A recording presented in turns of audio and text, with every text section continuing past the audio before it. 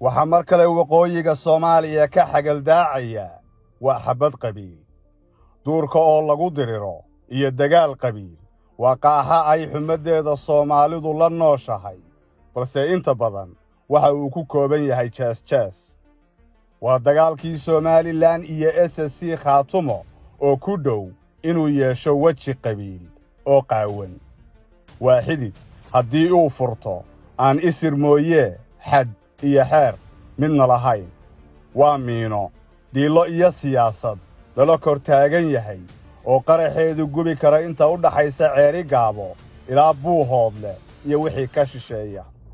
waa qumbulad 15 sano ka hor degmada Yeyle dusheeda lagu duugay oo kuwii aasay ay fiilada dacalkeeda qodayaan si aad u fahamtid halka ay ka soo curteen colaadaha dagaalka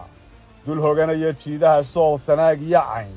waxaad u baahan tahay inaad raacdo taariikhda Somaliland markii lagu dhawaaqay Somaliland dadkeedu waxay u arkayeen qaran xorriyadiisii la soo noqday una baahan inuu sugo xuduudihiisa dadka deegaanku waxay u arkeen qabiil magac qaran ku guuraya sikaawe horkacaya sibid iyo jiingad tuunka dhulballaarsigu waxa uu dadka deegaanka u iftiimay markii ay Somaliland ku fiday deegaamada SSC waxaa qori iyo qalin dawladeed lagu xaqiijiyay deegaamo cusub sida Boqorkayn oo laga dul dhisay Yeyle Somaliland markii ay qabsatay dhulka ee awood ku qabsatay waxay samaysay dhul durugsi markii hadeer ciidankii lagaga adkaaday Khaatumo iyo iyagu markii hadda isku dileen ee laga xoog roonaaday ee dhulkii laga qabsaday dhulkii ay ku qabsadeen awood baa laga qabsado laga saaray 15 sano ee la soo dhaafay waxa uu qaranku ku qamaamayay qabsashada yoocada laascaanoodna waxay noqotay bahala galeen ay dadka ku qashaan bahala aan haybtooda la aqoon taas waxaa ka dhashay kacdoonkii laascaanood duqayn iyo dagaal galaaftay kumanyaal qof kadib waxaa dagaalkii laascaanood lagaga adkaaday Somaliland 25 bishii August laascaanood dagaalkii waxaa ka maydhay biyaha dayr barwaaqa ah geedkii yoocada isna qalaylkii waxa uu ku bedelay ubax Somaliland maanta geedka yoocada iyo burcadii lagu aasaasay waxa u dhow burco dagaalkii kadib dadka deegaanku waxay u bambaxeen durbaan iyo xaflad halka ay madaxda Somaliland u suxul duubatay muusanow iyo aargoosasho haddii alla yidhaahdo dhibaatada degdeg baynu uga soo waaqsan doonaa oo aynu uga soo aargudan doonaa cadowga iswanta inoo dhibaatadaas inaga soo gaadhay madaxweynaha Somaliland iyo xulufadiisu waxay bilaabeen abaabulka qabiilada Somaliland si ay u xaqiijiyaan kuraastooda una afuufaan qabkii qaranka ee naaqusay gobolada ka fog dagaalada waxaa ku waajiba in ciidamada civil defense ma ciidamada difaaca bulshooyinkooda ee xirqaamay ay taageero iyo walaaltinimo iyo iskarabtaag u muujiyaan ninka la yiraahdo Salman Gaaliyo tii waxay raaceen sawdka Muuse laakiin waxaanu ahayn iyo waxaanu darsiyad isdhalaya ahayn may eegin markii hore maamul in lagu dhaco yaa la tagu talagalay dalka hadeerna in beel lagu dhaco baa lagu talagalay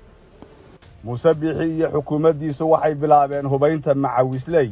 lagu dagaal gelinayo isirnacay qorshaha dagaalku waa in dib loo xoqo nabaradii qabiilka ee iyagu hore u geysteen Boqorkayn waxay Yeyle u jirtaa wax ka yar 10 kiiloomitir waxay ka mid tahay tiinankii ay Somaliland asaasisay 15 sano ee la soo dhaafay Yeyle nabad baan ku cabi jiray dad Soomaaliland wada nool ku wada nool nagumana haysan Yeyle Boqorkayn dhulkan quruxdiisu waa inuu naq yahay marka ay barwaaqada tahay waa caano iyo sixin marka si abaarta tahay noloshu waxay isugu soo ururtaa halkan يا دردي هيشلك يا دكتور كاغلك يا كدوكايو يا كدواندو laba isbuuc ka hor ayaa deegaanka yeyle lagu laayay dad xoolo dhaqato ah kaasoo sababay dagaalkii boqdharkay dadka deegaanka waxaa dagaalkaas kaga dhintay 9 qof in ka badan 30 qofna way ka dhaawacantay ma jirto cid labada dhinac isaga gudubta oo keeni karta xog sugan dagaalkan waxaa astaan u noqotay faafinta wararka beenta ah iyo dad 24 saacadood ku nool baraha bulshada waxaa hadiis noqday hadalkii xayraamiinta waa ka xiir iyo u xiir goor walbaba joogta dhaqankiina waxa uu isugu soo ururay hanjabaade Facebook lalaya dilkii iyo dhiigii waa xaraabada TikTok hase yeeshee Muuse Biixi iyo dadkii aabbaha iyo hooyada u ahaa colaadan hadda foolanaysa dagaalka sokeeye waxay weli dogobyo saarayaan dabkii ay shideen kaasoo gebi ahaanba gubi kara منطقة أوردن ومذا كدلان كران دنبية دقال أو كعلوس كوي كجيستين لاس عانود إيو علاب سبن نوارتا وضياش الديغان كييلي وحكرية أي إلى شنيان ودحالك دول كودا وانا الدرين كترجمية دمان أركتيدا دادكا بلشادة SSC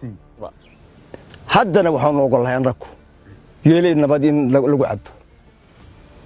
laakiin yeelay iyo meesha la yiraahdo caynaba ama xaggeeda habareeshay waxba u dhaxay maayaan diyaarayo soolaad mari diyaarayo sabiya qac diyaarayo sabiya qac diyaarayo sabiya qac diyaarayo sabiya qac